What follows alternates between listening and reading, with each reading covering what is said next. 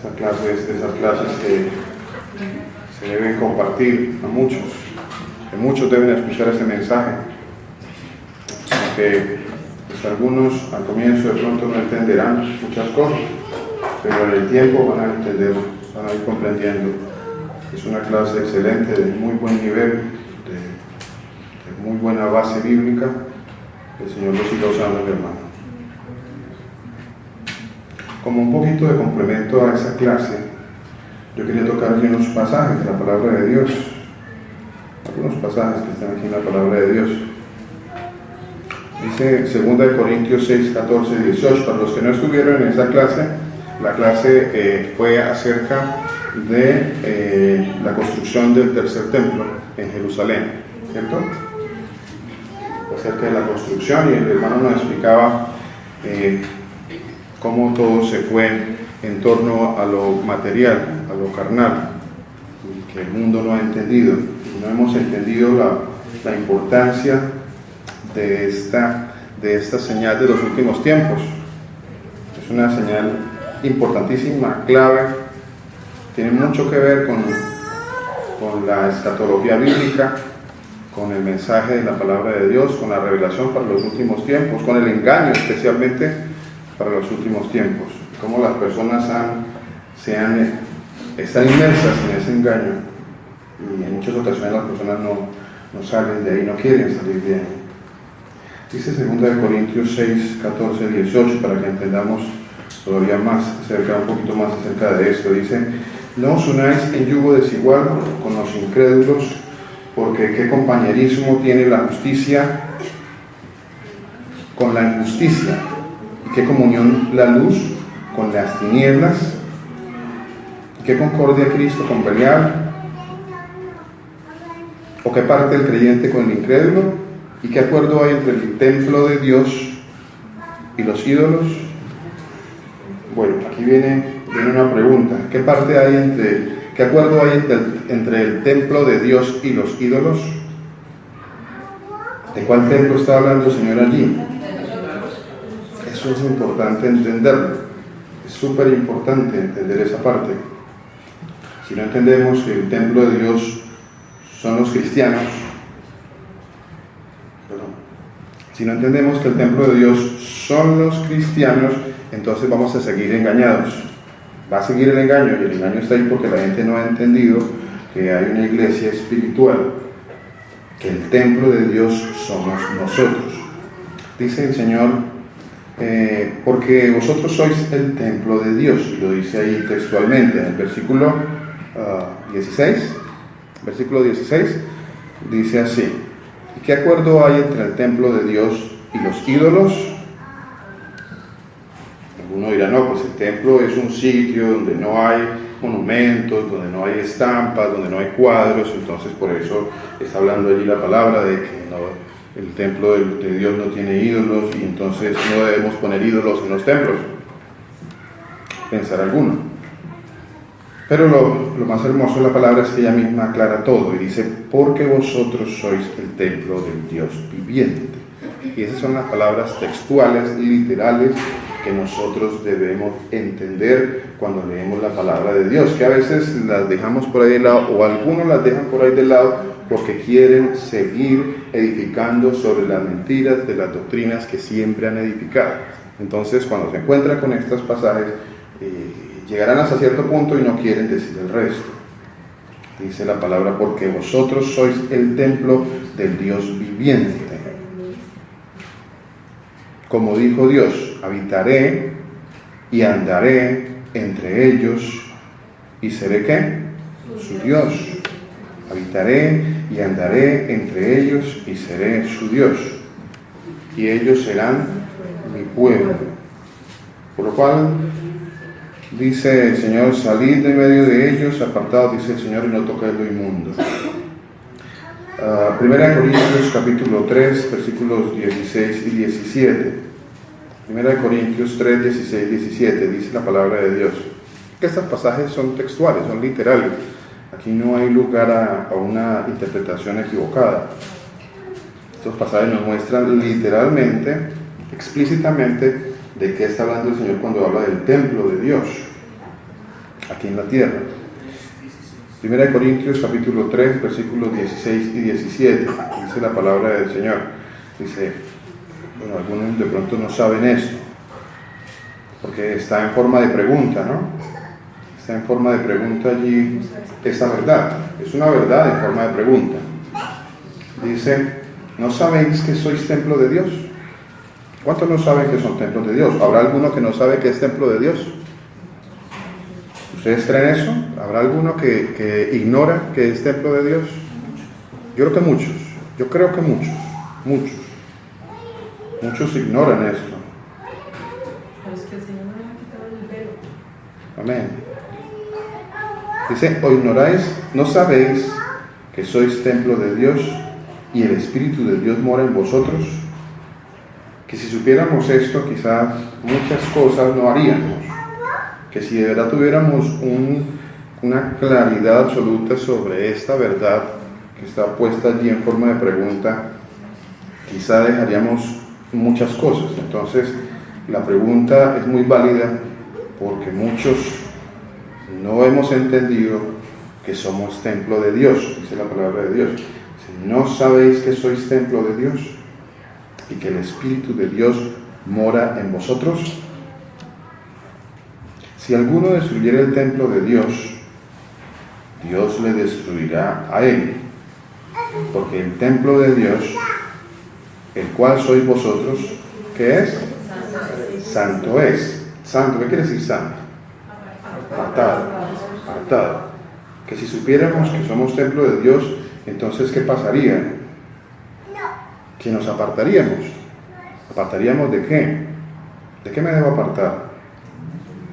Tanta cosa mundana, de consagrarse, dice el Señor. Si alguno destruyera el templo de Dios, Dios lo destruirá a él. Entonces ahí es cuando vienen algunos con sus preguntas y dicen, no, pero por ejemplo, la pregunta supuestamente corchadora, pero ¿dónde dice en la Biblia que yo no puedo fumar? Entonces algunos siempre salen con esos cuentos. Siempre está la persona que ignora la palabra de Dios y que espera poner traspiés delante de la palabra de Dios. Siempre busca como la forma de evadir sus concupiscencias en la palabra de Dios. Y busca la palabra literal allí, la palabra etimológica, a ver si como no la encuentra, entonces pues para esa persona no existe. Esa persona espera encontrar algún sitio que diga, no fuméis, por ejemplo, para tomar el caso del que quiere destruir su cuerpo. Y está buscando el pasaje y él sabe que no lo está. Entonces ese es su argumento. ¿Dónde dice la palabra que no debo fumar? Esos son argumentos mentirosos, argumentos falsos, argumentos que no llevan a nada bueno, argumentos que solamente busca la persona cómo escudar su vida, su pecado, sus concupiscencias, busca escudarlas, buscando el pasaje que sabe que no va a estar allí, pero que no ha entendido lo que dice la palabra de Dios, que somos templo de Dios. Ahora, si yo soy templo de Dios, y usted va a coger un templo y lo va a llenar de nicotina, para seguir tomando el ejemplo, lo va a llenar de mugreras, yo no sé en qué cabeza cabe eso, tomar el templo y llenarlo de mugreras, cuando uno trata de que el templo o el sitio sea lo más limpio posible. Eso en lo carnal, ¿cierto? En lo carnal usted busca limpiar lo que más pueda del templo. En lo físico, ¿cómo será eso? En el cuerpo, ¿cómo será eso? ¿Qué debo hacer? ¿Qué está bien? Todo me es lícito, pero no todo me conviene, dice el Señor. ¿Será que me conviene? ¿Será que está bien?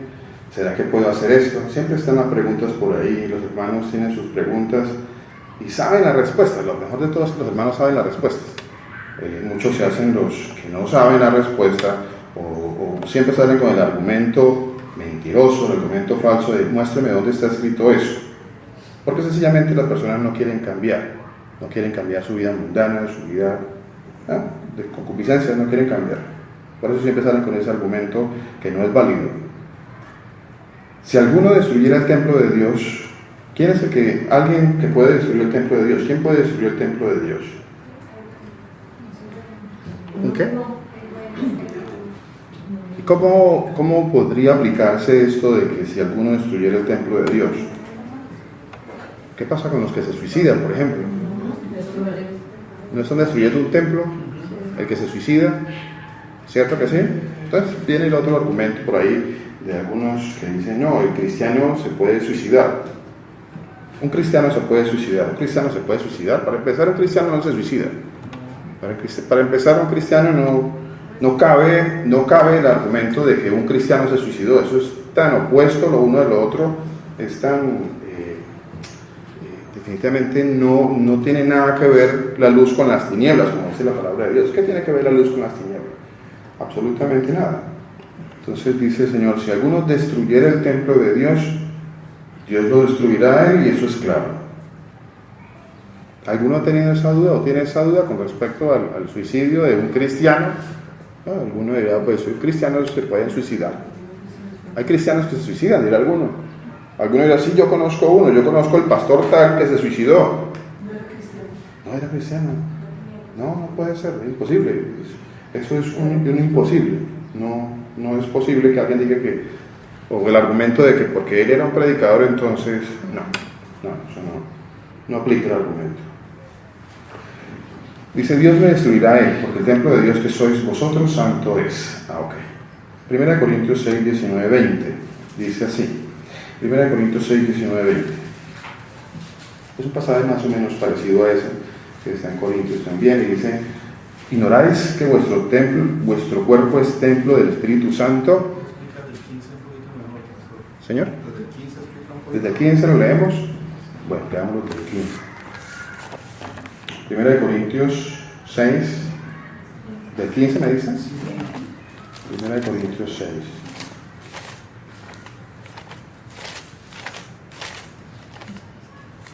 Primera carta a los Corintios, capítulo 6.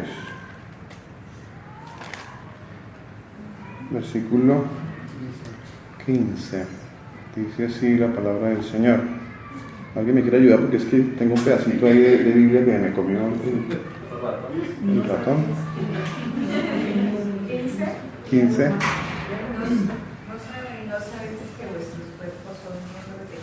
¿No sabéis que vuestros cuerpos son miembros de Cristo? Siga. ¿De quién son vuestros cuerpos miembros? ¿Cuál es el cuerpo?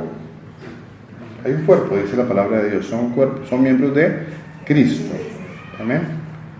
Quitaré pues los que miembros de Cristo y los haré miembros de una ramera, de ninguna manera, de ningún modo. ¿O no sabéis? Buenas noches.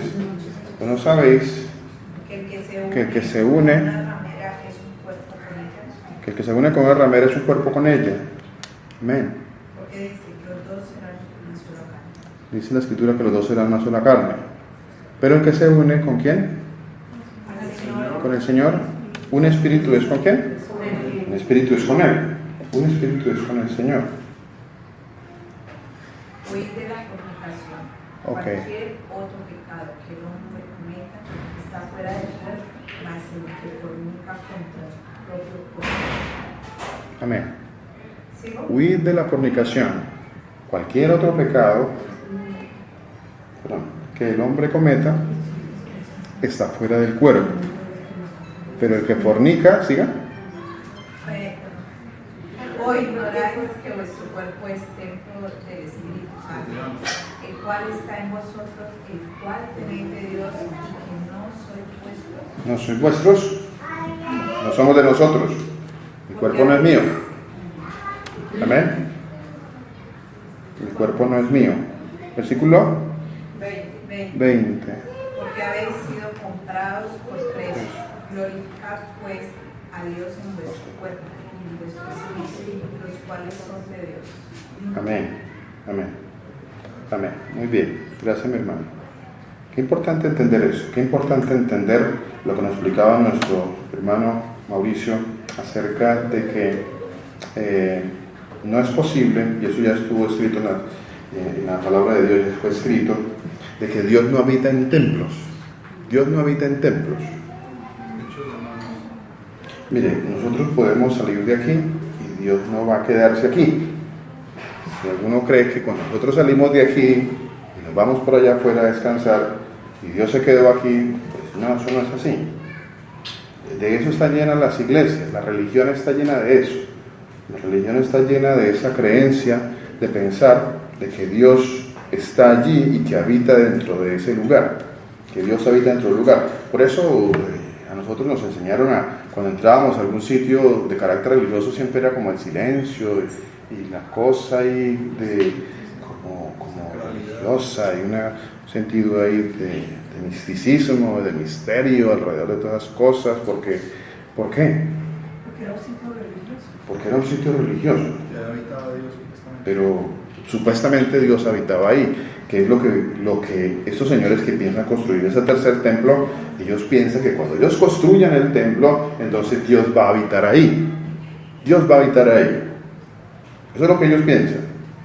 Y muchos que se dicen cristianos piensan exactamente lo mismo. Y están esperando que ellos construyan eso allá. Que construyan esa herejía, esa blasfemia, esa mentira, ese engaño. Están esperando que hagan eso. Dice el Señor en Hechos 17, 24 y 25, dice el Señor, el Dios que hizo el mundo y todas las cosas que en él hay, siendo Señor del cielo y de la tierra, ¿qué pasa? ¿Qué dice? ¿Lo dice claramente o no lo dice claramente?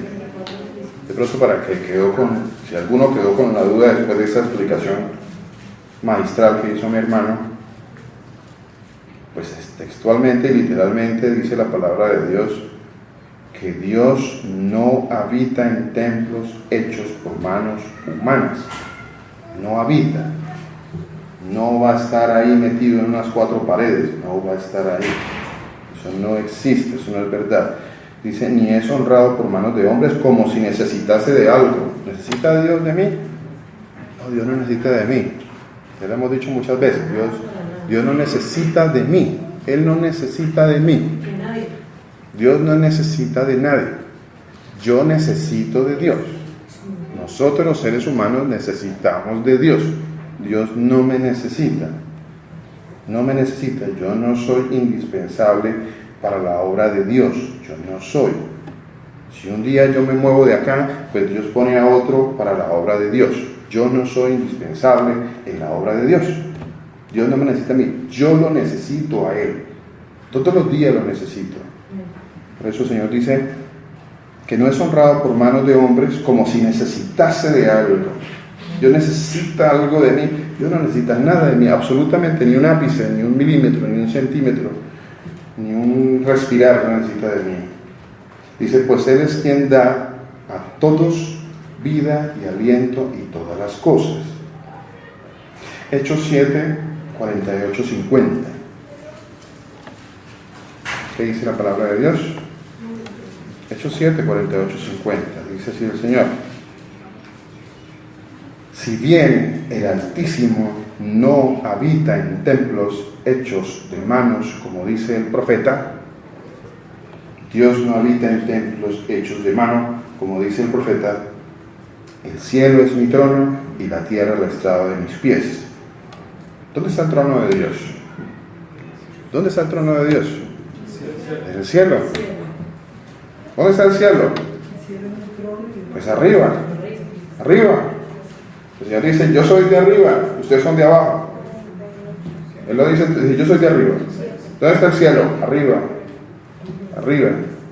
¿Y cómo hacen los que viven allá en la Antártida? ¿Cuál es el arriba de ellos? ¿Cuál es el arriba de los que viven en Australia, en la China, en este momento en Colombia? Pues los de Colombia imagino que están parados así, de lo horizontal, de acuerdo al globo terráqueo. ¿Cuál es la arriba de ellos? ¿Cuál es la arriba? Esas son las cosas que debemos preguntarnos siempre que venimos a la palabra de Dios, siempre que recibimos alguna enseñanza, la mal llamada ciencia, que viene y nos dice cosas que no son. Entonces, porque todo eso que la mal llamada ciencia está enseñando agrede la palabra de Dios. Entonces vienen las preguntas y las dudas. ¿De dónde vendrá el Señor? ¿Cómo viene el Señor? ¿Cómo será que todas las personas lo van a ver? Dice el Señor que todo ojo lo verá. Todo ojo le verá. ¿Cómo es posible que todo ojo le vea? ¿Cómo lo van a ver allá los de dónde? No sé, los de Tierra de Fuego, los de Ushuaia, ¿cómo lo verán?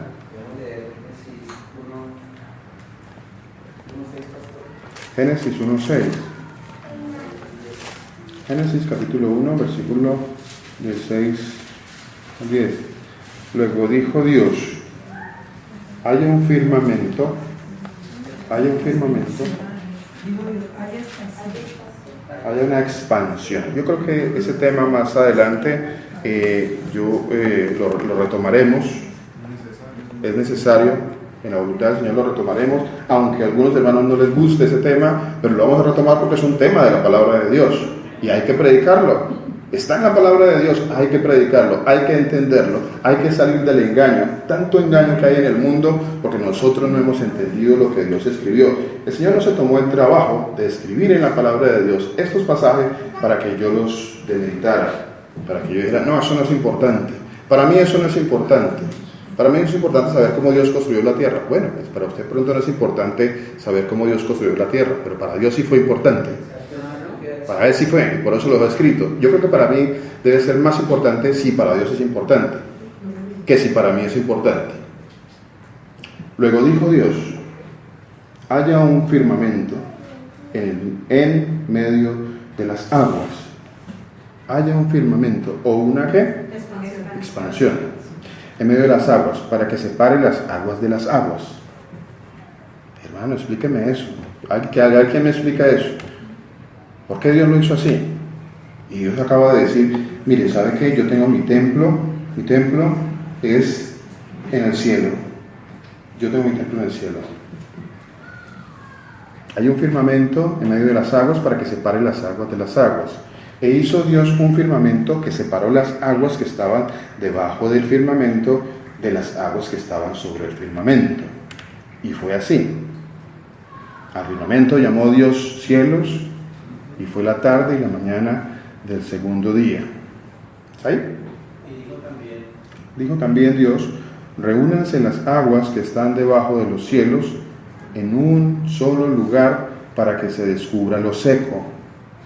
Y fue así.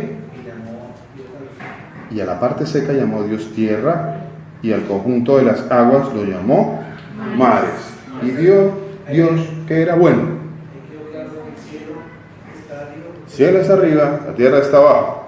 Y por ahí hay unos que están inventando los extraterrestres que van a venir y una cantidad de cosas por ahí, y entonces que van a caer meteoritos, y por ahí la NASA está diciendo que va a lanzar, que un meteorito viene, y que esto y que lo otro, y entonces la gente está en alerta a ver qué es lo que va a pasar, toda esta situación de mentiras, de engaño, porque todo eso tiene un contexto de engañar, de confundir, que la gente no sepa, la gente está confundida, no sabe qué va a pasar. Los extraterrestres vienen. ¿Cuáles extraterrestres? Pero bueno, habla de eso la palabra de Dios, totalmente, habla de todas esas cosas, habla la palabra de Dios. Las estrellas caerán del cielo, pero ¿cómo va a ser posible que una estrella caiga del cielo si una estrella supuestamente es no sé cuántos cientos de miles de millones más grandes que el Sol? Dicen la mal llamada ciencia. Y que las estrellas van a caer a la tierra. ¿Cómo es posible eso? A ver, que alguien me explique. Pero bueno, eso lo dejamos para después. Dice, estamos en Hechos 7, 48-50.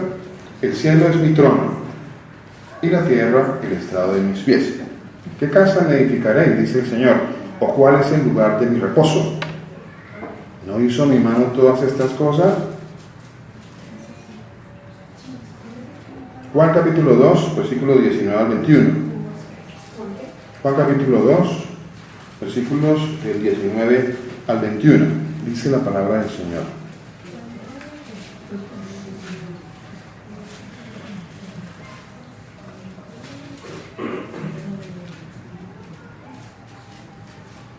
Respondió Jesús y les dijo, ¿qué les dijo el Señor? Amén. Destruir este templo. O sea, él hacía referencia a ¿qué? A su cuerpo, ¿cierto? Destruir este templo, y en 3 días lo levantaré. O sea, que ¿quién levantó al Señor Jesucristo de la tumba? ¿Quién lo levantó? Él lo está diciendo. Ahí está textualmente, lo está diciendo. Dice, yo lo levantaré.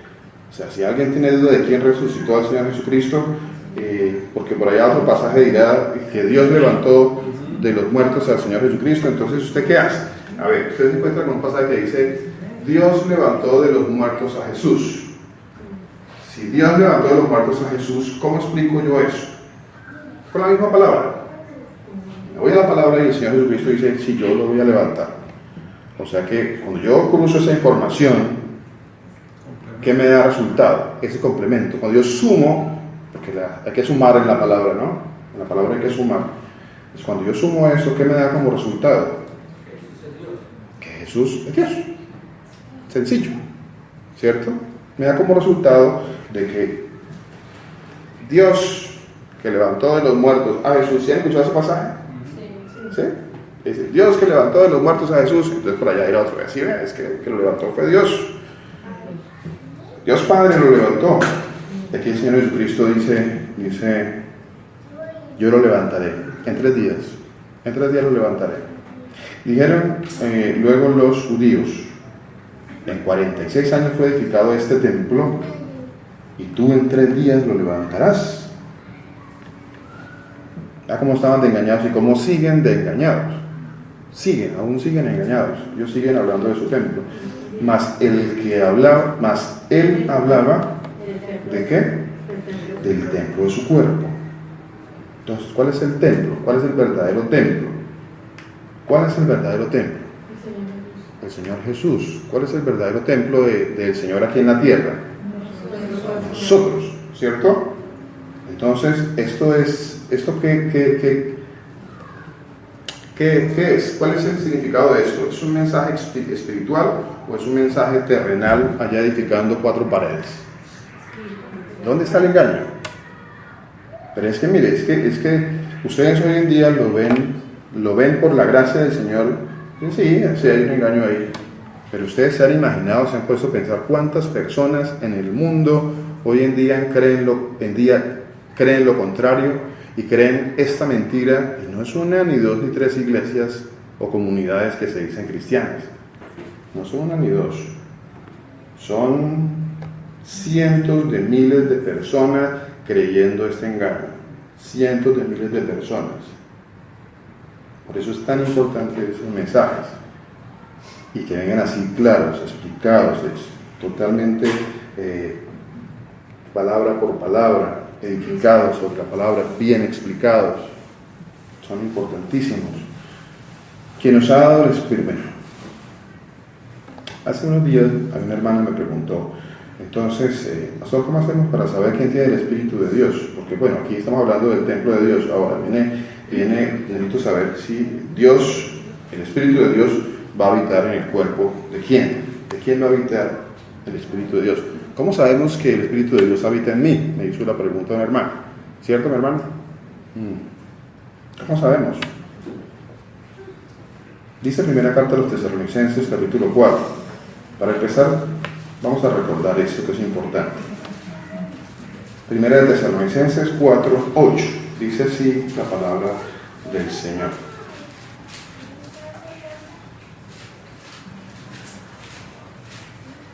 Vamos a identificar primero que todo quién da el Espíritu Santo. ¿Quién da el Espíritu Santo?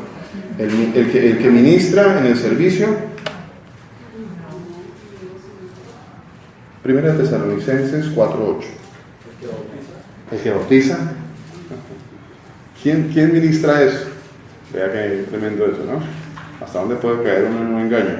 De pensar que ¿puedo yo ministrar el Espíritu Santo? ¿Ustedes qué piensan? ¿Puedo yo ministrar el Espíritu Santo?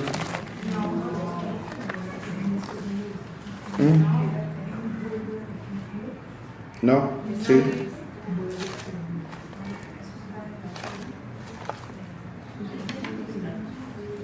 ¿Qué piensan ustedes? ¿Quién puede ministrar el Espíritu Santo de Dios? Dios mismo, porque es el Espíritu de Dios. No es el Espíritu de Luis, no es el Espíritu de Germán, ni el Espíritu de Mauricio. No, nosotros no podemos ministrar el Espíritu de Dios. señor. ¿Qué es ministrar? Bueno, ministrar, importante la pregunta. Para el caso de lo que estamos hablando, ministrar es la capacidad que de pronto tiene algún ser humano o religioso, ministro. Bueno, estamos usando la misma palabra ministro, ¿no? Ministro es un servidor, en otras palabras, pero es la capacidad que tiene algún ser humano de repartir, de administrar, de dar, de manejar, de entregar a alguien. Como por ahí algunos dicen, entonces a la cuenta de 3, yo le cuento 3 y usted recibe el Espíritu Santo. Y le cuentan hasta 3. Sí, así son de herejes, es que así son de herejes. Y cuentan y cómo suministrarle, sí señor, suministrarle algo a alguien. Correcto, para este caso, sí, correcto. Sí, eso es correcto. Entonces, ¿tiene algún ser humano esa capacidad? No, por supuesto que no. No tenemos la capacidad. No hay ninguno. Mire, cuando usted entra a una iglesia o una comunidad y alguien por allá esté supuestamente con una cuenta regresiva para repartir el Espíritu Santo, salga pero corriendo de ahí. Eso es una iglesia, pero del diablo, del demonio, de mentiras, de puro demonio. Eso es puro demonio. Eso usted no le mire ni lo dude, ni lo dude. Eso es puro demonio queriendo ponerse en el lugar de Dios, porque eso solamente le corresponde al Señor, a nadie más, a nadie más. Entonces lo que está sucediendo allí es una blasfemia, es una herejía. Entonces, ¿qué debo hacer yo? ¿Quedarme ahí? Pero, pastor, es que pues, yo me quedo ahí porque pues ahí es chévere, pasan cosas buenas. Ahí yo he visto familias transformadas, no sé transformadas en qué o qué, pero no, usted no me puede decir que el demonio transforma a las personas. Eso es, de una boca no puede salir ese veneno y esa blasfemia y por otro lado una administración de la palabra de Dios. No puede ser. Eso no es posible. Primera Tesalonicenses 4:8 dice el Señor: así que el que desecha esto no desecha a hombres, sino a Dios, que también ¿qué? Nos dio el Espíritu Santo. O sea, el que da el Espíritu Santo, ¿quién es? Dios. Vamos a mirar este otro, Filipenses 1:19.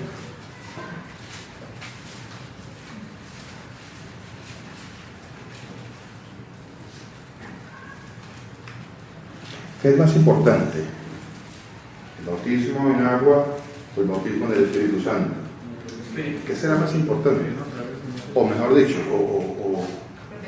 o acomodo la pregunta. Correcto. ¿Cuál es el verdadero? ¿Cuál es? ¿En dónde está mi corazón? ¿Puesto dónde? El Señor les preguntó. ¿Cierto? ¿El bautismo de Juan era de Dios o de los hombres? Y no quisieron responder. Yo tampoco le respondo. Filipenses 1:19. Porque sé que por vuestra oración y la suministración del Espíritu ¿de quién? De Jesucristo. Vea, ahí está más claro para dónde, ¿no? La administración, la suministración, que es como sinónimo de lo que hablamos ahorita de la administración, suministrar, entregar, y la suministración del Espíritu de Jesucristo. Esto resultará en mi liberación. Entonces, Pastor, nos toca leer desde antes para que no sea una contradicción lo que estamos diciendo. en Filipenses, Sí. leamos. Filipenses, 15. Para que sepan que es por la predicación de la palabra del Señor que se suministra el Espíritu de Dios. Amén. No porque vaya a poner Amén. los Dios que vaya a hacer. Amén. Sí, señora. Yo creo que una de las cosas que tenemos que diferenciar es que si bien es cierto que nosotros no tenemos la facultad ni tenemos la potestad de suministrar o de ministrar el Espíritu Santo, Si el Señor nos dio a nosotros un don, nos dio a nosotros una facultad que es preparar el camino para que el Espíritu de Dios more en nosotros. Y eso se da por medio de la predicación, por medio de la palabra de Dios. Sí, señor. La palabra de Dios dice que es por el oír y el oír la palabra de Dios. Ahora, muy importante lo que dice mi hermano Germán. ¿Qué parte nosotros hacemos en todo este proceso de Dios? Ojo, porque todo eso es de Dios, ¿no?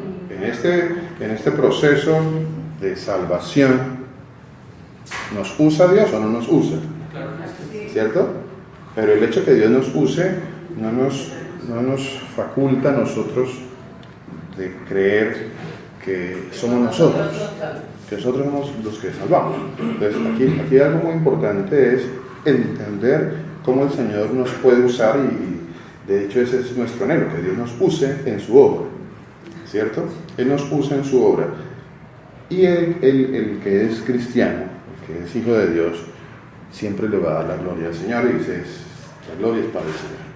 Él es el que hace todas las cosas, Él es el que me usó a mí, como dice la palabra de Dios, que somos hechura suya, creados para buenas obras que Él nos usa a nosotros. Nosotros, ahí estamos nosotros, ¿no? Cuando dice para buenas obras, ¿quiénes están ahí metidos? Los cristianos. Los cristianos están ahí en esa parte. Pero automáticamente el Señor quita la gloria al ser humano y dice las cuales Dios preparó. ¿Cierto? Inmediatamente quita ese poquito de vanidad humana en cualquier cosa y dice, Dios la preparó de antemano. Somos un instrumento en las manos de Dios. Eso dice la palabra, Claro, somos instrumentos. Ahora, el instrumento está ahí. Ahí están los instrumentos. Pero el instrumento nunca va a sonar si no lo hace sonar el que lo sabe hacer sonar. ¿Cierto? Sí, claro. Somos vasos. ¿Somos vasos? Claro. ¿Quién usa el vaso? Pues el Señor. ¿Cierto? Amén. Filipenses dijimos que 1:15. Algunos, dice la palabra, algunos a la verdad predican a Cristo por envidia y rivalidad, pero otros lo hacen de buena voluntad. Los unos anuncian a Cristo por rivalidad no sinceramente, pensando añadir aflicción a mis prisiones, pero los otros por amor, sabiendo que estoy puesto para la defensa del Evangelio. ¿Qué pues? Que no obstante, de todas maneras, o por pretexto o por verdad, Cristo es que anunciado, y en esto me gozo y me gozaré siempre, porque sé que por vuestra oración y la suministración del Espíritu de Jesucristo, esto resultará en mi liberación.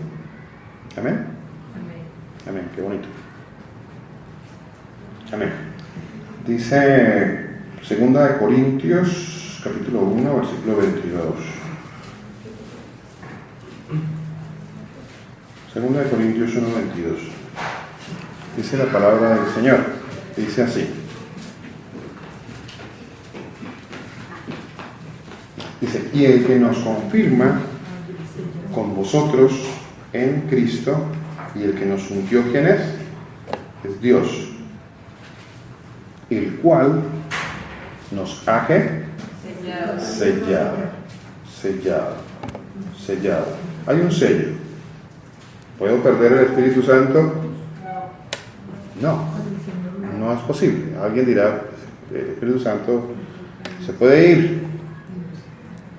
Se va el Espíritu Santo de la persona. No es posible. Cuando el Señor dice que Él lo selló, es un sello y es para siempre. El Señor no se equivoca. Y el Señor no se equivoca. Amén. Amén. Amén. Y el que nos confirma con vosotros en Cristo,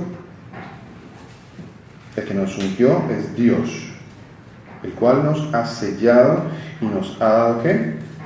Las arras. ¿Qué son las arras? Un adelanto del Espíritu Santo, un advance, ¿cierto? Este es el adelanto, son las arras, y es la promesa. Le doy la promesa. Con esto usted ya tiene la certeza, la seguridad de su salvación. Usted tiene el Espíritu de Dios. Las arras. 2 Corintios 5:5 dice: mas el que nos hizo para esto mismo es Dios, quien nos ha dado las arras del Espíritu. Bien, Efesios 1, 13, 14. Efesios.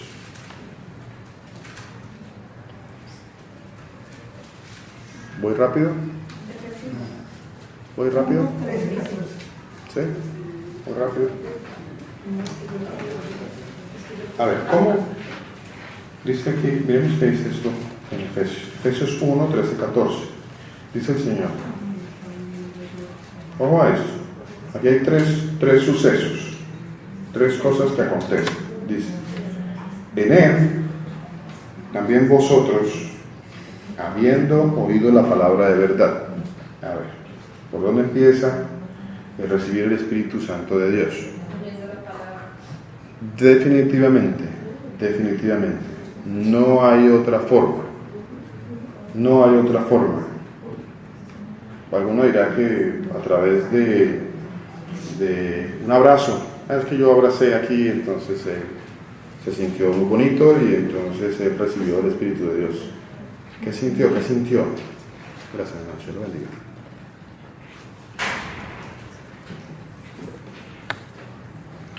¿Qué siente? Siempre nosotros estamos estábamos con esta palabrita, no sé si todavía. ¿Qué sintió? ¿Sintió algo? No siempre que llevaba a alguien por allá a la comunidad y entonces cuando por allá como que hacían la oración de fe o algo así, entonces usted, ¿qué sintió? ¿Sintió algo que usted sintió? Sí, yo sentí, Pero hay unos que ni lo ven. O sea, yo he escuchado testimonios de personas que han decidido ir a la iglesia porque tuvieron un sueño donde Dios les hablaba y les aparecía en el mundo, y según eso ya es una confirmación de que deben buscar a Dios, que a Cristo. Por medio, siempre ponen por testimonio de que es lo que yo soñé, y yo soñé eso. Cristo, no diciendo que aprendí, leí la palabra, escuché la palabra. No es normalmente los testimonios que uno escucha. Bueno, hoy no vamos a hablar de los sueños. Quizá más adelante haremos un poquito de los sueños y qué parte tienen los sueños en la palabra de Dios. ¿Tienen una parte en la palabra de Dios los sueños? Sí, hay una parte de los sueños en la palabra de Dios. Hay que aprender a identificar bien qué parte es la que corresponde a los sueños en la palabra de Dios. Pero definitivamente, bueno, el llamamiento, el llamado que el Señor lo haya hecho a través de un sueño, bueno, yo no quiero entrar a discutir que de pronto alguna persona el Señor le haya hecho un llamado a través de un sueño, ¿no? Pues de hecho, en la palabra de Dios hay personas, hay profetas a los que el Señor les habló en sueños y les hizo su llamado en sueños, ¿cierto? De hecho, la palabra de Dios dice, en sueños hablaré a los profetas, no así a mi siervo Moisés, con el cual hablaré cara a cara, dice el Señor.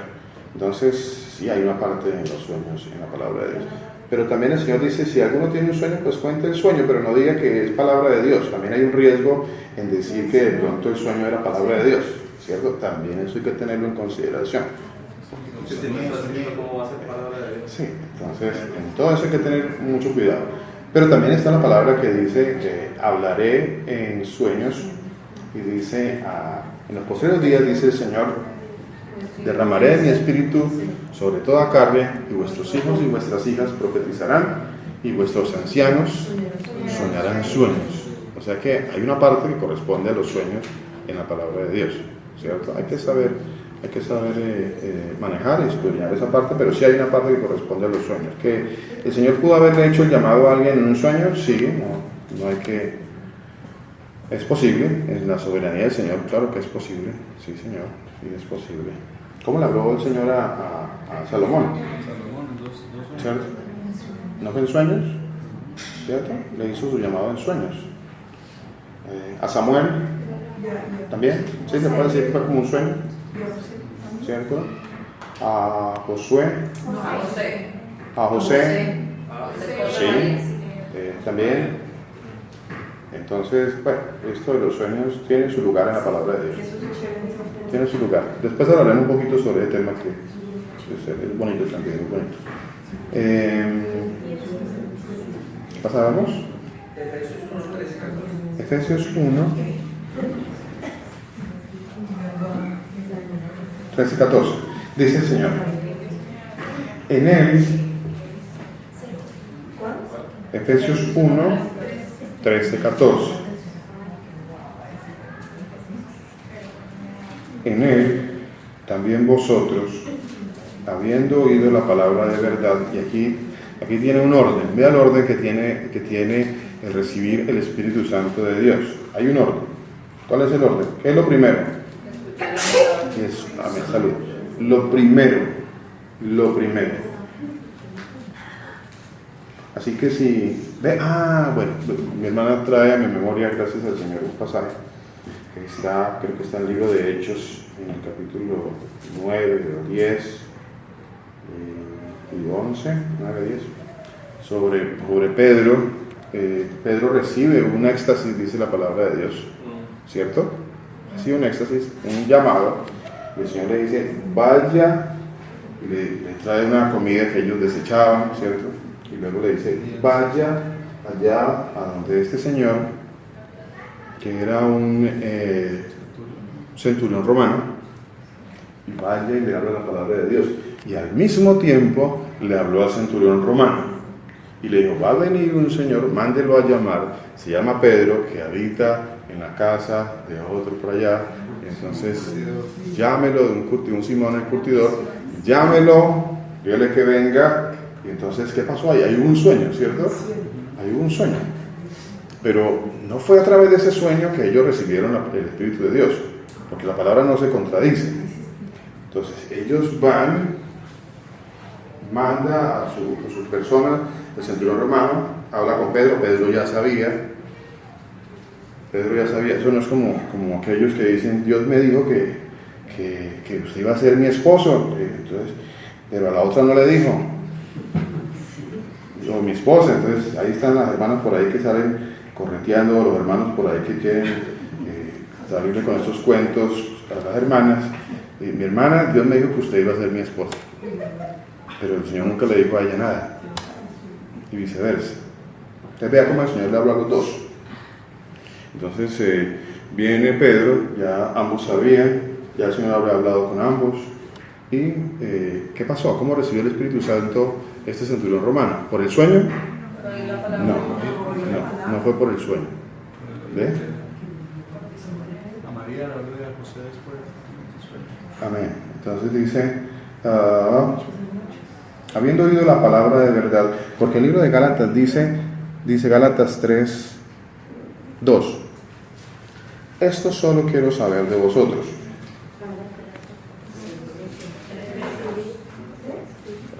Gálatas 3, 2.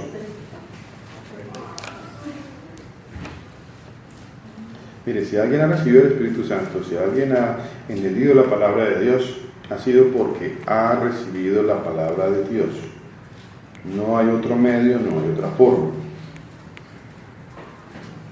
Solamente quiero saber esto de vosotros. ¿Qué quiero saber?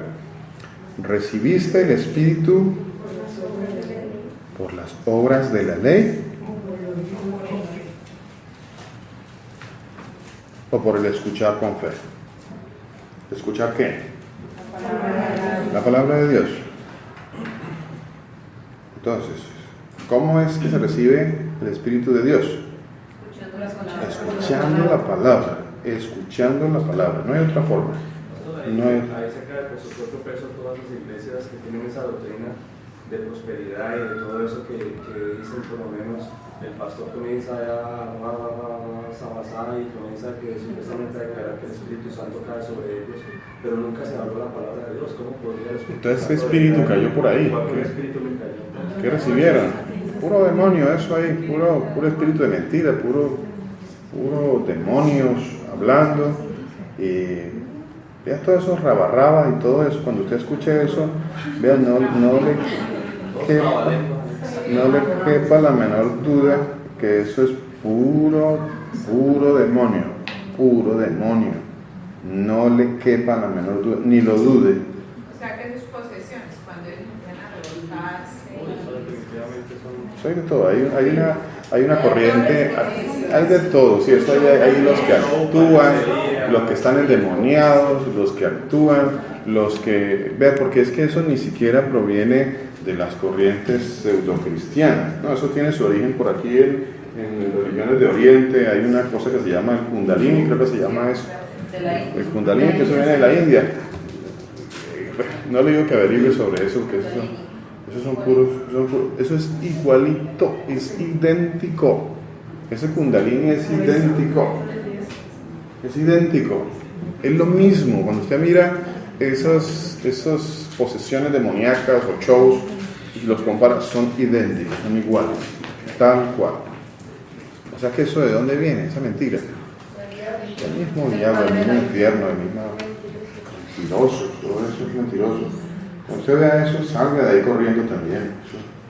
Eso ni espere, ni se quede ahí. Se ve un predicador y empieza y usted lo ve como que todo va bien y de repente arrancó con su rabarraba y Rambo saca la bazuca y empezó por ahí y usted diga, ya, no más, no necesito escuchar más.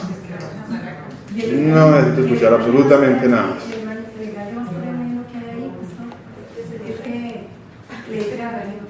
Que si uno no tiene lenguas, no tiene el Espíritu Santo. Entonces engañan muy a la gente. Ahora ya vamos con este tema también, repasando un poquito esa parte, porque es que muchos afirman, aún hoy en día, afirman que la evidencia de tener un bautismo del Espíritu Santo es el hablar en otras lenguas, o en lenguas extrañas, o en lenguas angelicales, y bueno, ya aclaremos un poquito más sobre eso. Eso es mentira. Eso es una mentira. Entonces, ¿cómo recibimos el Espíritu Santo? A través de escuchar ¿qué? La palabra de Dios. La palabra de Dios. Por eso es importante leer siempre la palabra de Dios, porque ella es la que va a dar a usted la convicción. Cuando usted escucha la palabra de Dios, ella le da la convicción. Efesios 1, 13, 14 dice: en él también vosotros, o sea, ustedes, nosotros, habiendo oído la palabra de verdad, el evangelio de vuestra salvación. ¿Y qué más? ¿Qué sigue? Y habiendo creído. Porque es que no solamente es haberlo oído. Vea que habrá muchos que han oído este mensaje de salvación y por esa razón tienen el Espíritu de Dios. No. Hay muchos que han escuchado este mensaje de salvación. ¿Lo han creído? Bueno, muchos no lo han creído. No lo entienden, no lo creen. Y habiendo creído en él, entonces vean, recibir el mensaje, creerlo. Si alguna de estas dos no está antes de la siguiente, pues no es posible. ¿Cuál es la primera? Recibir la palabra de Dios. Segunda, creer la palabra de Dios. Y habiendo creído en él, fuisteis ¿qué? Sellados. Fuisteis sellados con el Espíritu Santo de la promesa. Fuisteis sellados. Pero necesita usted recibir y creer. No solo recibir.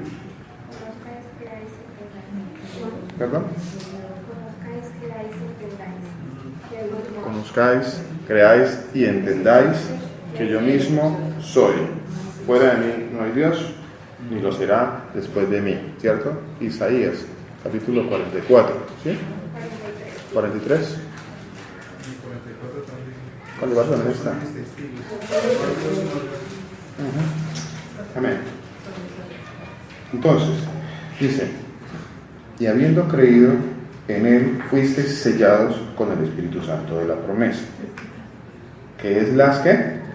Las arras, el adelanto, la promesa de que Dios va a cumplir las arras de nuestra herencia hasta la redención de la posesión adquirida para la alabanza de su gloria. Gálatas, ya se la leímos, Gálatas 4:6. Ojo a este, dice Gálatas 4:6. Aquí de pronto nos van a ir de pronto alguna pregunta, yo creo, no sé. Dice Gálatas 4:6. Dice así la palabra del Señor. Gálatas capítulo 4, versículo 6.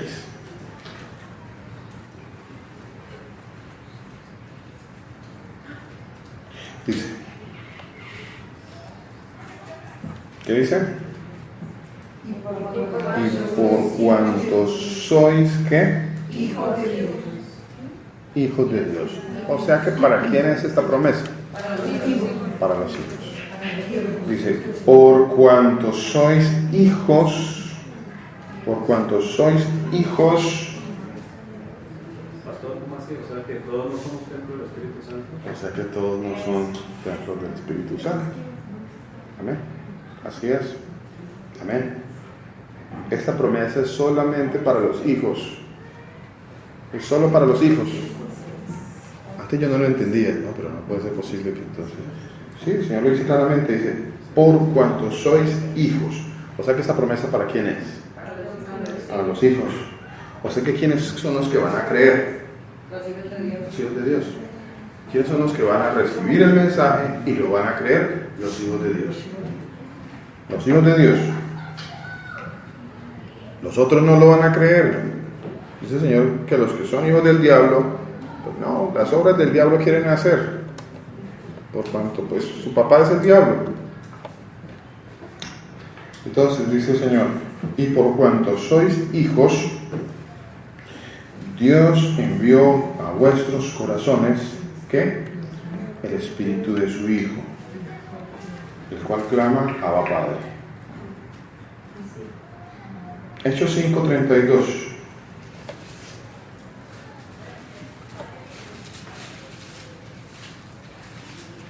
Hechos 5:32. Dice el Señor, y nosotros somos testigos suyos de estas cosas.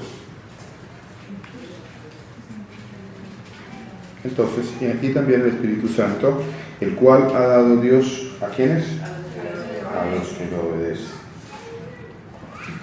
El Espíritu Santo se lo da Dios a los hijos, a los que lo obedecen. Porque los que no, un hijo pues obedece. El que no es hijo pues no obedece. Yo le doy una orden a mi hijo, él me obedece. Pero quizás si yo le digo a alguien, por allá a otro muchacho, él va a decir, bueno, ¿por qué yo tengo que hacer eso? Quizás podrá decir eso. Gálatas 5:22-23. Bueno, ya sabemos quién es el que nos ha dado el Espíritu de Dios. Ahora,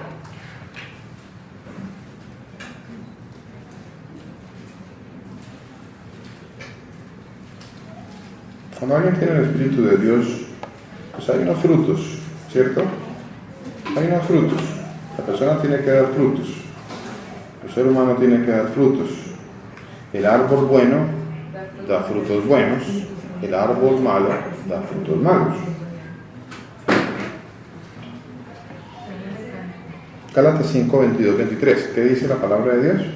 Dice, mas el fruto del Espíritu es amor, gozo, paz, paciencia, benignidad, bondad, fe. Leámoslo otra vez. Mire, ¿cómo sé yo que alguien tiene el Espíritu de Dios? Pues hay unas evidencias, hay un fruto. El Hijo de Dios da fruto. Ahora, hay unos que dan fruto al 30, al 60, al 90, ¿cierto? Hay unos que a -1, no, ese no. Menos. Lo menos de menos uno. Sí, eso está diciendo en otras palabras la palabra de Dios. Que el cristiano. Vea, cuando usted tiene un sembradío, y hay muchos árboles, se siembra mangos, los que han ido a las fincas, se han dado cuenta de que no todos los palitos de mango dan la misma cantidad de mangos, ¿cierto? En época de cosecha no todos dan la misma cantidad, pero todos dan fruto. Unos dan menos, otros dan más. Unos dan a 30, otros dan a 60, otros dan al 100, ¿cierto? Pero el arbolito de mango tiene que dar mango. El arbolito cristiano tiene que dar frutos del Espíritu. Quizá no en la misma cantidad todos, pero tiene que dar frutos. Entonces dice, bueno, bueno, hay poco amor, sí, amor, da poquito amor, pero bueno, ahí va dando amor. Ya ahí va. Sí. Otro no, pues paciente, está empezando a tener paciencia y bueno, ya empezó a dar fruto de paciencia, de benignidad, bueno, de fe, ya lo veo que empezó a creer más en el Señor, en la palabra de Dios, empezó a crecer en la fe. Entonces dice, ya uno empieza a verlo, está creciendo en fe, vean, está creciendo, está aumentando, está dando más fruto. Mansedumbre, templanza, ya tiene más dominio propio. Antes era una cabra loca, hoy en día él ya se frena, ya se empezó a frenar el hermano, la hermana, ya no anda por ahí, por allá, ya dice, no, ya mejor como que me quedo en el apartamento, ya dejo de andar por allá. ¿Por qué? Porque él empezó a dar frutos de templanza, de mansedumbre, de dominio propio. Templanza, contra otras cosas no hay ley. Esos son los frutos del Espíritu. Ahora, están los opuestos, ¿no? Estos son del Espíritu y los otros son los opuestos. ¿Son los frutos de qué? De la carne. Entonces, los frutos de la carne, una carnalidad del ser humano. Entonces es lo que uno tiene que empezar a medir. Tenemos que empezar a medirnos, y aquí hay como una regla de medida para nosotros. En este capítulo de Gálatas, capítulo 5, hay como una regla de medida. Entonces el Señor me dice, ve, las obras de la carne, Luis, son adulterio, fornicación, inmundicia, lujuria, idolatría. Eso está en 19, versículo 19. 5:19. Las pecados son obras, no es lo mismo que fruto. No, esas son las carne. obras de la carne, y eso es lo que se contrapone a los frutos del Espíritu. O sea, eso es lo opuesto a los frutos del Espíritu. Lo opuesto. Es opuesto. Entonces, cuando hablamos de los frutos del Espíritu, pues hablamos de lo opuesto. ¿Qué se podría decir? ¿Antónimo? No, eso no aplica antónimo ahí. Lo contradictorio, correcto. Gracias, hermano. Sí. Eso es lo que no deja que nosotros demos fruto. Esto es lo que, exacto, mi hermana, exacto. Esto es lo que no deja que estas cosas me contaminan de tal manera que no me van a dejar dar fruto en el Espíritu. Ahí está la carne. Claro. Entonces dice que son manifiestas. O sea, ¿qué quiere decir que son manifiestas? Que se ven, que son externas, que las vamos a ver, que yo mismo las voy a ver.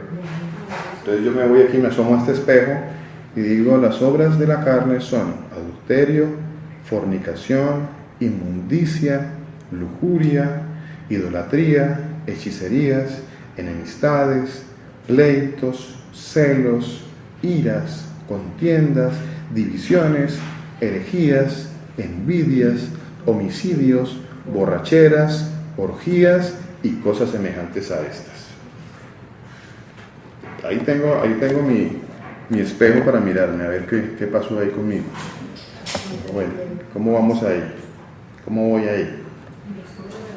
¿Será que me tengo que corregir muchas cosas de ahí? Pues ahí estamos cada uno de nosotros mirándonos en ese espejo, a ver qué tenemos que corregir, para que los frutos del Espíritu empiecen a fluir, empiecen a salir, para que empecemos a dar fruto. Sí, amén. Dice Efesios 4:4. Efesios 4:4.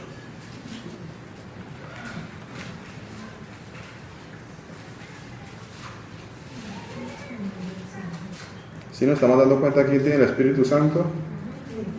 ¿Sí? Efesios 4:4. Sí, por ahí. Es que las personas que no son cristianas, o sea, no encuentran personas también cercanas que no son cristianas y también normalmente, digamos así, humanamente hacen cosas buenas. No que sean buenos, hacen cosas buenas. Conocidos, familiares, que son muy, llegan a la casa, personas, los atienden, les ayudan, les dan. Por ejemplo, mi padre nunca lo vi ir a la iglesia, mi papá era una persona muy responsable, una persona que cuando contrataba a alguien le daba su mano, era muy bondadoso. Y eso no quiere decir que fuera cristiano. Eso son obras que yo creo ahora que el Señor dispuso a las personas para algo, no sé, por alguna razón, pero no tienen al Señor. Esas personas sí, no estamos... podemos ver así, así fuera de la congregación. Hay personas por fuera que ven eso y dicen, no, pero hay personas que son esas personas que los mismos cristianos, porque esas personas hacen estas obras. Muchas veces esa es la excusa de muchos de decir que por esa razón no tienen dejar de ser hipócritas, no acercarse a una congregación, creer en el Señor y obedecer, porque ven que por fuera hay personas que sí son así, son buenas. Sí, ese siempre ha sido un argumento, ¿no? Ese siempre ha sido un argumento de muchos que dicen que no se acercan a la comunidad porque, primero que todo, pues las personas se sienten que son más buenos que el resto. Primero que todo, en ellos está también eso, el sentirse más buenos que los demás, y por eso ellos dicen, pues yo no voy allá porque yo soy bueno. Y lo primero que uno debe empezar a entender es que no soy bueno. Entonces, esas personas que hablan en esos casos de que no, yo no voy porque allá hay, o sea, yo soy bueno y no necesito estar allá, en medio de gente hipócrita que aparenta ser buena, y entonces está el argumento de por qué yo no voy, por qué no quiero ir, por qué no me quiero congregar en una comunidad. Y siempre hay una excusa, ¿no? Y especialmente, vuelvo y le digo, hay personas que creen que son buenos en su propia opinión. O sea, ellos tienen más alto concepto de sí que deberían de tener. Pero si por ejemplo dice, perdón que me interrumpa, pero digamos una persona que esté comenzando en el Evangelio, que escuche esta predica, usted por ejemplo está diciendo, podemos ver estos frutos, la bondad, una persona que tenga buenas cosas para los demás. Hay una persona que decir, si ellos son las frutos del Espíritu, la persona también con el Espíritu, la persona actúa bien, es correcta, es bondadosa, es muy gente, ¿no? Una persona que no conozca bien del Evangelio podría escuchar y decir que también puede decir que también tiene el Espíritu de Dios, sí, por cuanto hace obras, por cuanto tiene obras. ¿Sí? ¿Es eso? Sí. ¿Sí? No lo responde la palabra porque sí es una duda importante. Él se comporta, pero ¿cómo saber si él no cree? Entonces, acá en Mateo 7:16,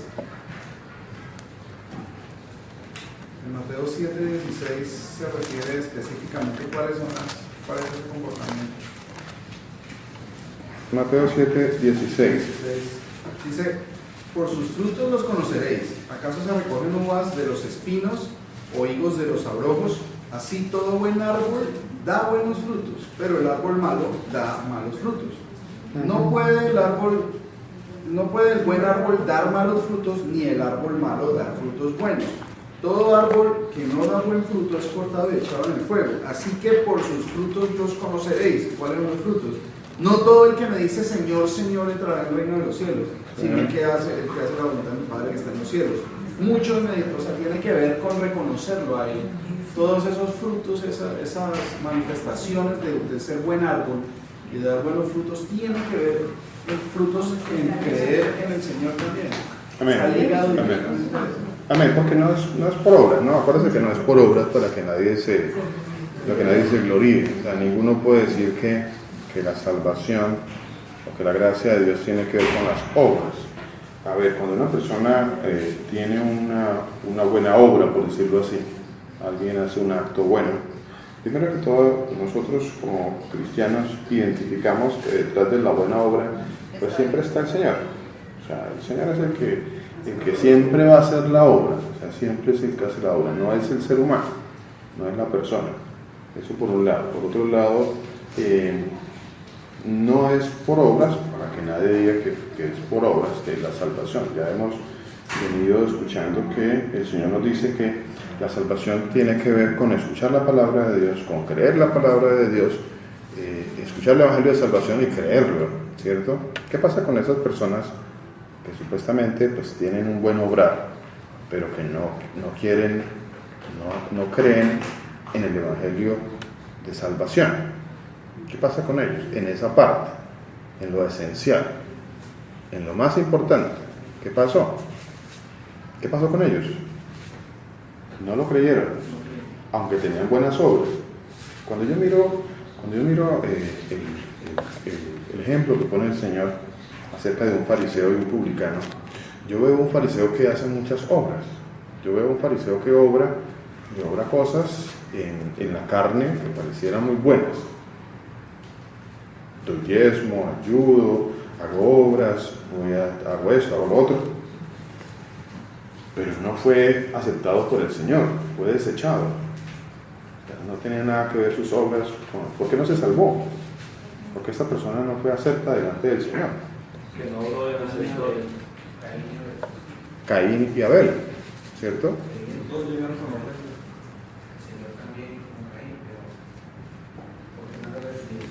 ¿Por qué no lo recibió? ¿Por qué desechó a Jacob, amó y a Esaú lo desechó? ¿Por qué el Señor hace lo que hace? Porque yo he conocido personas agnósticas, conocí un señor específicamente que era un agnóstico, él se declaraba así agnóstico, y él era en el estándar, digamos, en un estándar de la sociedad, usted podía catalogarlo como una excelente persona, excelente, o sea, es una persona educada, amable, servicial, colaboradora, tenía todo, tenía prácticamente, pero no tenía nada. Tenía todo, pero no tenía nada. ¿Ve? Entonces ahí es cuando el Señor dice que sus obras eran como trapos de inmundicia. ¿Pueden llegar a hacer unas obras como trapo de inmundicia delante del Señor? Claro, porque si usted no hace las cosas para glorificar al Señor, las obras son trapos de inmundicia. Y ese es un punto importante en esto. Entender que estas personas que quizás no quieren, el Señor dice que no quieren, y encuentran una excusa y dicen, no, pues yo no quiero eso allá porque ya todos son un montón de hipócritas. Sí, quizás sí hayan hipócritas, pero esos hipócritas están hoy en día con más oportunidad de salvarse porque están escuchando la palabra de Dios, y el Señor llamó a pecadores al arrepentimiento, ¿cierto? Nos llamó a pecadores al arrepentimiento, no a los que se creían justos. No, yo soy mejor que muchos que van a esa comunidad. Bueno, pues algunos creerán que son mejores que algunos de nosotros, y quizá en sus obras hasta lo sean, sí, es posible, pero gloria a Dios que la salvación pues es una gracia inmerecida, aparte de todo es una gracia que nosotros, si fuera por nuestras obras, pues a la final ninguno, pero es por la gracia que el Señor le ha placido, pues que nosotros escuchemos este Evangelio de salvación y que nos salvemos a pesar de lo que somos nosotros.